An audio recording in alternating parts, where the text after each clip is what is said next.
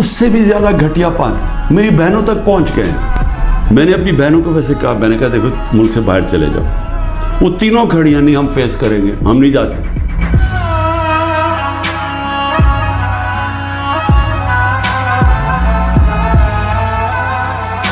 ये जो जालिम है, ये जो सब मिले हुए हैं, ये जो सारे इनके सहूलतकार और ये जो मनी लॉन्ड्रर्स और जो डाकू सब इकट्ठे हुए हैं, इनका सिर्फ एक मकसद है कि इंसाफ ना आने दो।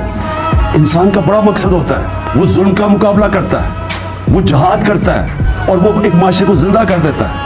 हजरत इमाम हुसैन की जो शहादत थी, वो सारी दुनिया के लिए, मुसलमानों के लिए एक चीज सामने आ गई कि जो राय हक है उसके लिए अगर आपकी जान भी चली जाए, आप अपने माशरे को जिंदा कर देते। मैं हूं या ना हूं, आपने इस जंग, इस जहाद से हटना नहीं है, क्योंकि अगर आप हट गए तो ये सारा पाकिस्तान का मतलब खत्म हो गया।